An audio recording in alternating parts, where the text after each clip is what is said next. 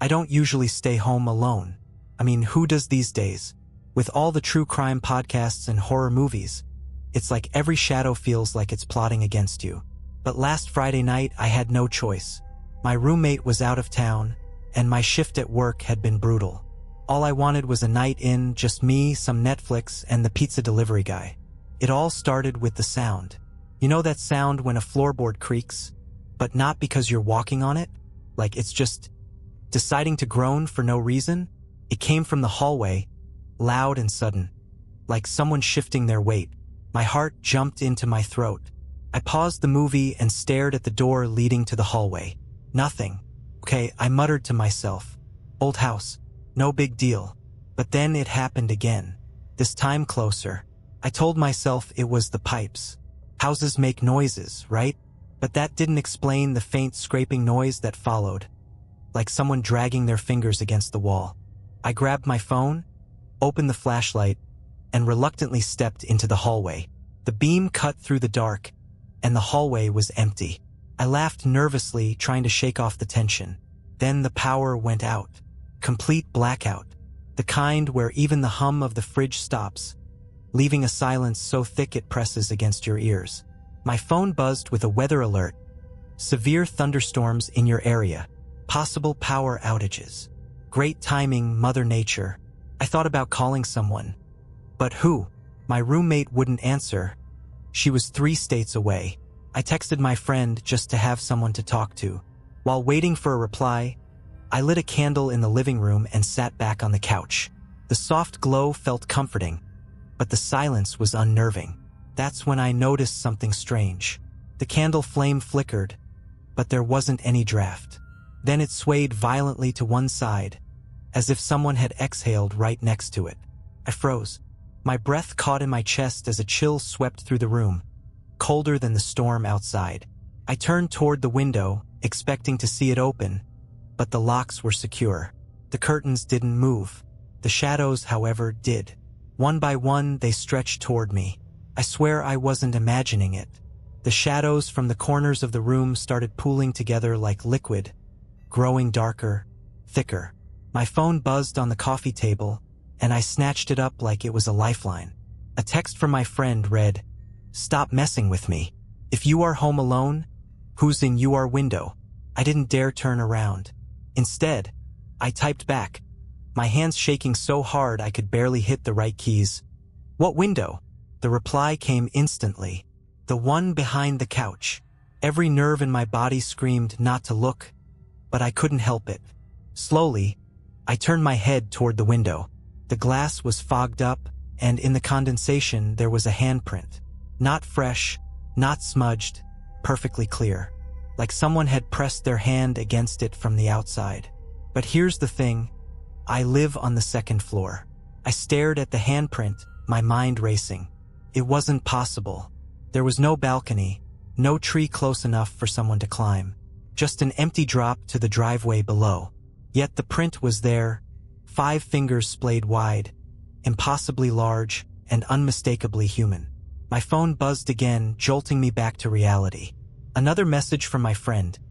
"Dude, are you okay? You're freaking me out." I wanted to reply, but my hands were trembling too much.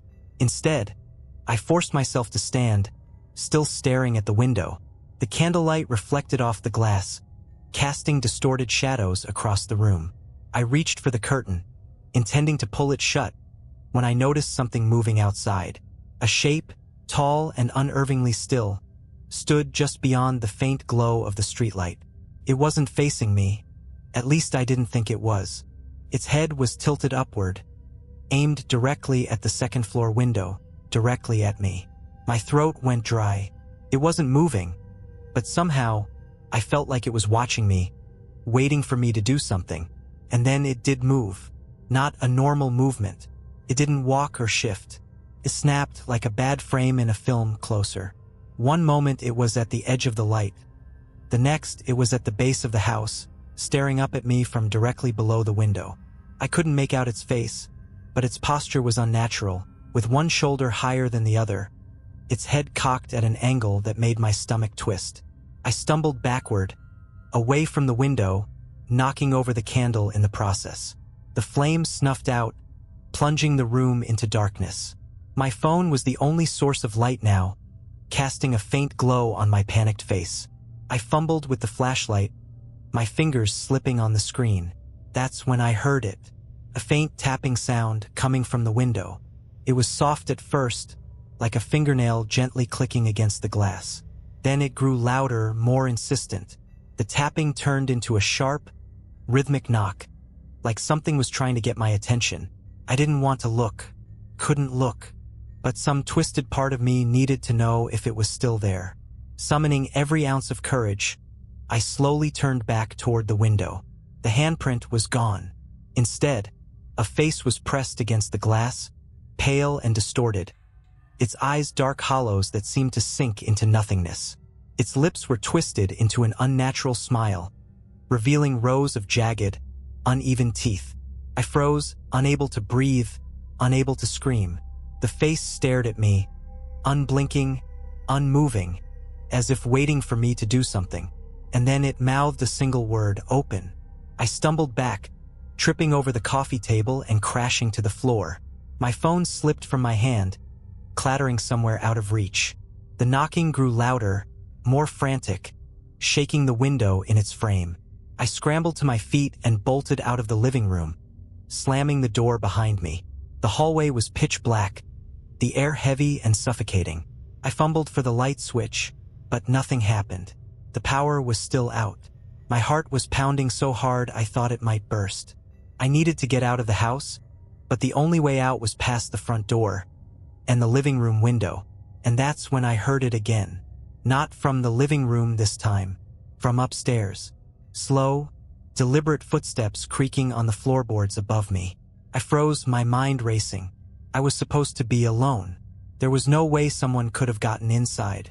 Unless they'd always been here. The footsteps continued above me, heavy and slow, as if whatever was up there wanted me to know it wasn't in a hurry. Each step creaked louder than the last, echoing through the silence like a taunt. I stood in the hallway, paralyzed, staring up at the darkened staircase. It didn't make sense. The upstairs windows were all locked, and I would have heard someone coming in, unless they were already inside. That thought sent a jolt of terror through me. I grabbed my phone from my pocket, fumbling to turn on the flashlight again, but my shaking hands made it impossible. The footsteps stopped, right above me. I didn't dare move, didn't dare breathe. My phone's screen finally flickered to life, casting a weak light around me. I aimed it at the staircase, but all I could see were shadows pooling at the top, thick and impenetrable. The air was freezing now, so cold my breath came out in visible puffs. And then I heard it. A voice, soft, almost a whisper, drifting down from the darkness above. "Come upstairs." I couldn't tell if it was male or female, but it was chillingly calm, as if whoever or whatever it was knew I couldn't resist. My legs felt like lead, my mind screaming at me to run, but I couldn't move. The voice called again, sharper this time. "Come upstairs." I took a step back, shaking my head, the flashlight beam quivering as it caught glimpses of the staircase. Something shifted in the shadows, something tall and wrong, its outline barely visible in the faint light. It leaned forward, and I caught the glint of its eyes. They weren't human. They shimmered like black glass, reflecting the beam of my flashlight. I bolted.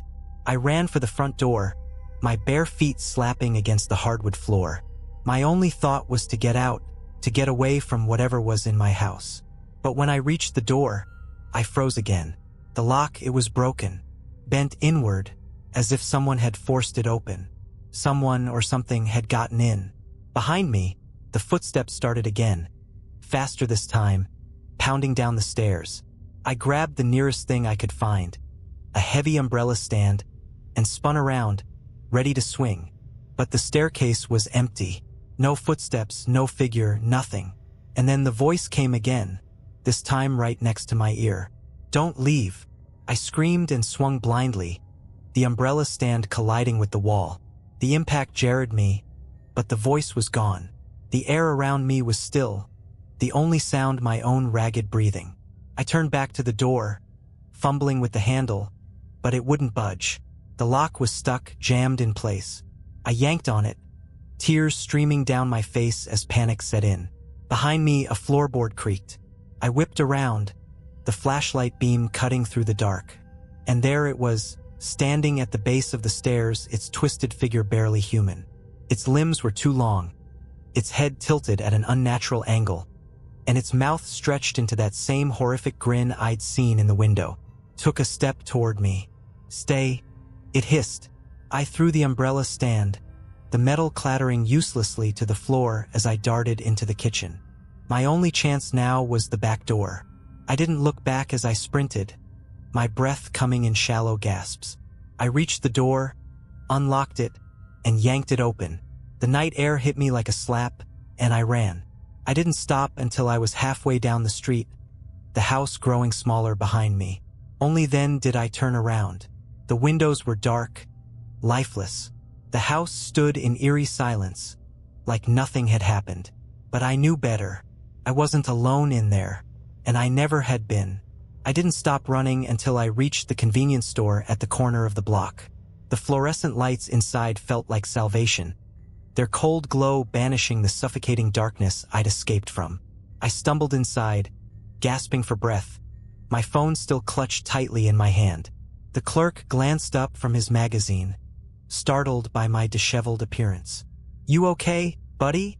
he asked, his voice tinged with concern. I opened my mouth to answer but hesitated. What could I even say? That my house wasn't just haunted but hunted? That something impossible was inside? Waiting? My lips moved, but no words came out. Instead, I sank into a chair near the door, staring blankly at my trembling hands. After a few minutes, I pulled out my phone and dialed 911. My voice shook as I gave them my address and tried to explain what had happened. "There's someone in my house?" I stammered, unable to say more without sounding insane. The dispatcher assured me officers were on their way.